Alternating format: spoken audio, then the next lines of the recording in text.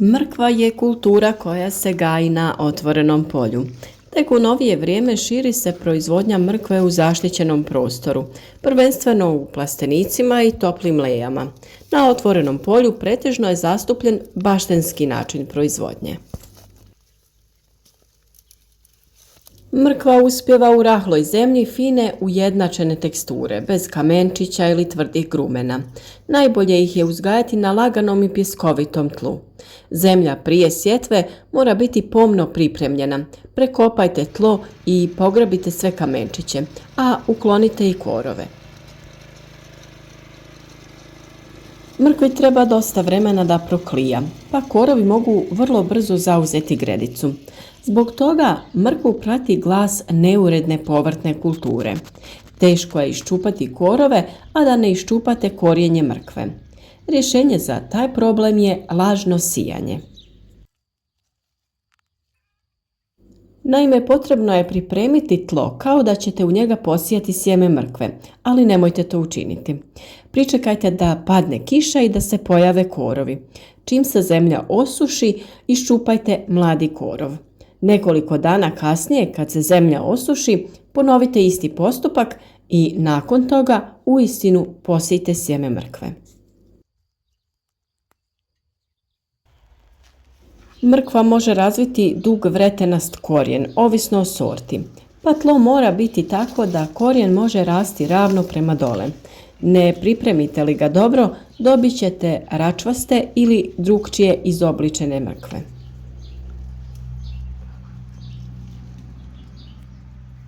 Prorjeđivanje doprinosi normalnom razvoju mrkve, stvara odgovarajući vegetativni prostor, zbog čega biljke koje ostaju u tlu imaju dovoljno mjesta za daljnji napredak, sazrijevanje i rast. Pravilan razmak između biljaka mrkve od 3 do 5 cm može se obezbijediti samo sjetvom specijalnim sijačicama za sitna sjemena. Također, metoda koju smo vam i mi pokazali na našem kanalu omogućava vam pravilan i ujednačen razmak. To je ona metoda lijepljenja sjemena u trake od toalet papira. Sjeme redate na željeni razmak i nećete imati potrebe za prorjeđivanjem. Svim drugim načinima sjetve ne dobija se pravilno rastojanje. U suprotnom, prorjeđivanje je obavezna mjera njege. Sa prorjeđivanjem treba početi kada se formira 4 do 6 pravih listova i kada je zemljište dovoljno vlažno. Ukoliko postoji potreba i za drugim prorjeđivanjem, treba ga obaviti kada korijen mrkve dostigne debljinu olovke. Poslije drugog prorjeđivanja, rastojanje između biljaka treba da iznosi od 3 do 5 cm, zavisno od sorte. Ove biljke napadaju određene mušice ili moljci koje privlači njihov miris.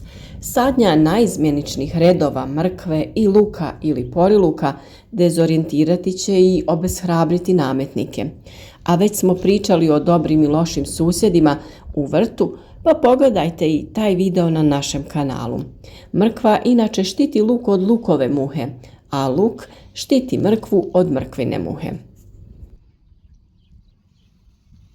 Kao zaštita, po zemljištu se može rasuti i tanki sloj pepela, ali pazite da ne pretjerate jer pepeo mijenja pH vrijednost tla. Kao što sam rekla, vrlo je važno da zemljište bude očišćeno od korova kako bi se biljke mogle pravilno razvijeti. Korove je bitno odstraniti međurednom obradom, rastresti površinski sloj zemlje kako bi se dozvolio pristup zraku. S druge strane, promatrajući da u prirodi nema golog tla, osim u pustinjskim dijelovima, možemo shvatiti kako je nedostatak trave ili pokrivača nezdravo stanje. Tu u priču opet dolazi malčiranje. Samo malčiranje vam omogućuje suzbijanje korova, što se u organskom uzgoju ne može učiniti nekim hemijskim sredstvima za uklanjanje korova. Malčiranje stoga štedi puno ručnog rada. Nadalje, malčiranjem se može sačuvati toplina i vlaga tla, štiteći biljke i smanjujući navodnjavanje, što je također pozitivna stvar na ekološkoj razini. U zavisnosti od plodnosti zemljišta, predkulture, osnovnog đubrenja i stanja usjeva mrkve, treba planirati prihranjivanje sa 200 do 300 kg kana ili 150 kg ureje po hektaru, koja se unosi plitko u zemljište. Prihranjivanje se može obaviti širokim rastresanjem po cijeloj površini ili između redova. Izvodi se ručno ili mašinski nekim raspršivačima ili kultivatorima sa depozitorima, što je najbolji način jer se đubrivo tada unosi 5 do 10 cm u tlo. A naravno treba se obratiti pažnja i na redovno prihranjivanje biljaka. Naime, mrkva u sebi sadrži dosta ugljikohidrata te pripada grupi kaliofilnih biljaka. To znači da ima povećane potrebe za kalijem. Dušik se ne preporučuje u velikim količinama zato što je mrkva sklona nakupljanju nitrata u svom korijenu. Mora se voditi računa o balansu i sadržaju hranjiva u gnojivima te koristiti više kalija u odnosu na formulaciju dušik fosfor kalij. Ukoliko koristite vodotopivo NPK hranjivo, omjer bi trebao biti 10-10-40. A obavezna mjera njege nakon sjetve kada se ne očekuju padavine radi poboljšanja klijanja i nicanja jeste zalijevanje. U toku vegetacije navodnjavanje se po potrebi radi orošavanjem ili natapanjem 2 do 4 puta. Količina vode po navodnjavanju iznosi oko 25 litara po metru kvadratnom. A kod uzgoja mrkve kao posebnu mjeru ističe se upravo navodnjavanje jer tlo stalno mora biti malo vlažno. Navodnjavanje se vrši 20 do 25 dana pred berbu i vađenje. Norma je oko 30 mm vode, a temelji se na praćenju vlage zemljišta, te se momenat zalijevanja na taj način i određuje. Moguće je postavljanje crijeva kap po kap kako bi se ravnomjerno unosila vlaga u tlo. Kod manjih proizvođača zalijevanje se može naravno obavljati ručno pri zemljištu ili prskanjem i orošavanjem.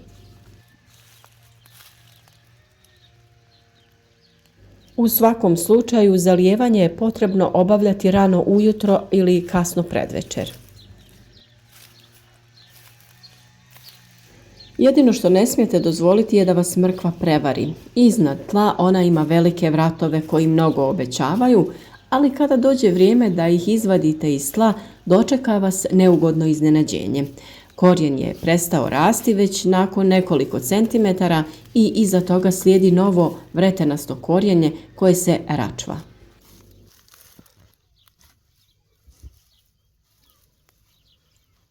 Problem je upravo u tlu. Račvasto korijenje uzrokuje dublji kompaktni sloj tla, što je posljedica obrađivanja zemlje svake godine do jednake dubine. Te zemlja loše strukture sa tvrdim grumenima ili prisutnost nedovoljno razgrađenog gnojiva. A uzrok mogu biti i kukci i drugi nametnici koji uzrokuju bolesti. Iduće godine zemlju prekopajte dublje i temeljitije. A za kraj nekoliko riječi o berbi i skladištenju same mrkve. Ako mrkvu pokušate iščupati držeći je za lišće, završiti ćete sa listovima u ruci i korijenom u tlu. Prije čupanja gurnite mrkvu lagano u tlo, jer ćete tako povećati rupu, slomiti male korijenčiće koji pričvršćuju glavni korijen za tlo i lakše iščupati biljku. Možete naravno koristiti lopatu ili neki sličan alat. Nakon što ste iščupali ili izvadili mrkve, ostavite ih dan ili dva na površini zemlje kako biste osigurali da će se dobro održati. Taj proces, nazvan sušenje, Učvršćuje kožu i iznimno ga je važno obaviti prije zimske pohrane mrkve u nekom trapu ili hladnom podrumu. Kad ste izvadili mrkve, listove im održite neposredno iznad vrata na mjestu gdje se spaja sa korijenom. A najbolji način za pohranu kasnih mrkvi je da ih ostavite preko zime u tlu. Ako se temperatura spusti na manje od -5 stepeni, mogao bi ih oštetiti mraz. Određenu zaštitu pružiti će 5 cm debeo sloj uvelog lišća ili slame koji će pridržavati agrotekstil. Mrkvu također možete složiti u drveni sanduk za voće koji ćete obložiti nekom grubom tkaninom. Uklonite ostatke zemlje sa mrkve i pazite da ne oštetite korijenje, ali nikako nemojte da perete mrkvu. Mrkve u kutiju složite na debeli sloj izolacijskog materijala poput komposta, pijeska, piljevine ili lisnog humusa. Na kraju ih prekrite izolacijskim materijalom. Sanduk spremite na mjesto gdje će temperatura stalno biti između 0 i 4 stepena. A za sve one koji možda imaju malo više prostora, opranu, očišćenu i na kolutiće narezanu mrkvu možete spremiti u vrećice i ostaviti u škrinju. Na taj način mrkvu ćete imati za korištenje sve do sljedeće sezone.